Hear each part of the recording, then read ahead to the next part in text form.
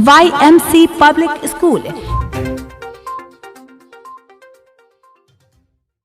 और सदमे के साथ मुझे इज़हार ख्याल करना पड़ रहा है कि MIM के सारंग के जिम्मेदार और स्टेट सेक्रेटरी हमारे उम्मीद पार्टी के गोपालगंज से उम्मीदवार रहे जनाब मुखिया असलम साहब का अभी आधा घंटा पहले जालिमों ने मर्डर कर दिया है।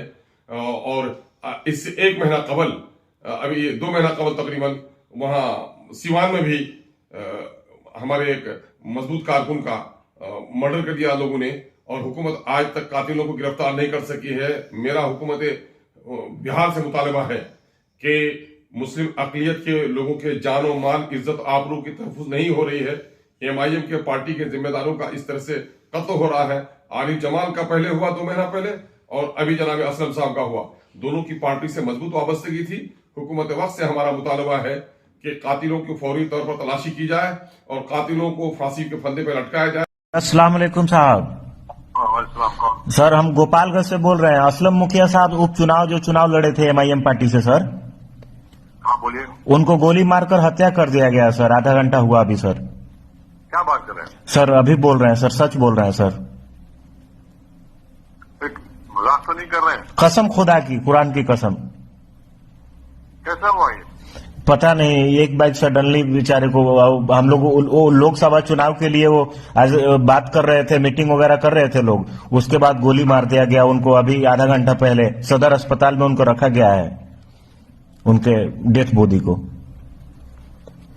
अरे बाबा, हम लोगों के साथ हमेशा ये गलत ही हो रहा है सर। सिवान में जस्ट जिला जो बगल है, गोपालगंज के बगल में सर, वहां पे अभी मामला शांत नहीं हुआ। MIM का एक नेता था, उसको भी मार दिया गया बंदे को। फिर अब हमारे गोपालगंज के जो थे उनको भी मार दिया गया, असलम मुखिया को, साहब को।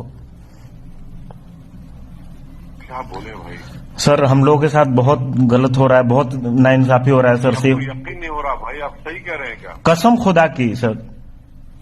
फिर अभी बात करते हैं जी। खबर आ रही है असलम मुखिया साहब जो हमारे स्टेट के सेक्रेटरी थे और पार्टी के गोपालगंज के बाई इलेक्शन के कैंडिडेट भी थे, उनकी हत्या की खबर आ रही है। ये बिहार सरकार और बिहार के एडमिनिस्ट्रेटिव सिस्टम पर एक करारा तमाचा है। पिछले महीना हमारे आरिफ जमाल साहब को, जो डिस्ट्रिक्ट कन्वीनर सीवान थे पार्टी के, उनको मार दिया गया। फिर असलम साहब को मार दिया गया।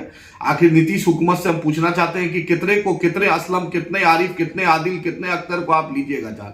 आखिर आपका एडमिनिस्ट्रेटिव सेटअप क्या है?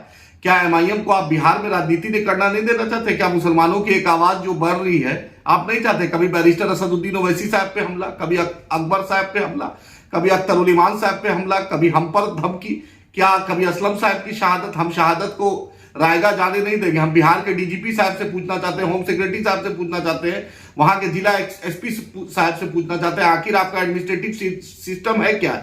इंटेलिजेंस है क्या? आखिर असलम साहब एक प्रतिष्ठित आदमी थे, पार्टी के भी थे और सामाजिक कारकुन थे, मदरसा से जुड़े हुए थे, एक समाज में उनका एक अलग पहचान थी। आप उनके साथ एक निर्मय हत्या करवा दीजिएगा? आखिर बिहार सरकार किस राह पे जा रही है? क्या ये जंगल राज 2, 3, 4 क्या इसको कहेंगे? आप बतलाइए। पिछले महीना आरिफ जमान साहब चले गए, कभी अख्तरुल ईमान साहब को जान से मारने की धमकी, हमको धमकी। क्या हम इस देश में हमें रहने का अधिकार? याद रखिएगा, हम डरने वाले नहीं है। हयात मौत का मालिक अल्लाह है, अल्लाह है, अल्लाह है। लेकिन याद रखिए कि बिहार सरकार की नाकामी, असलम साहब की खून रायगा नहीं जाएगी। मजलिस इत्तेहाद मुस्लिमीन इस मामले को हम सुप्रीम कोर्ट तक ले जाएंगे। हम home ministry Delhi, home ministry Patna को भी हमने रिक्वेस्ट किया था सिक्योरिटी के लिए, अख्तर उमान साहब के लिए, कोई जवाब नहीं। यही क्या आप चाहते हैं? मुसलमानों की लाश पे आप राजनीति करना चाहते हैं? हाँ, हमारे खून का, हमारे लहू का कोई कदर नहीं। हम राजनीति भी नहीं करें, हम अपनी आवाज भी नहीं उठाएं।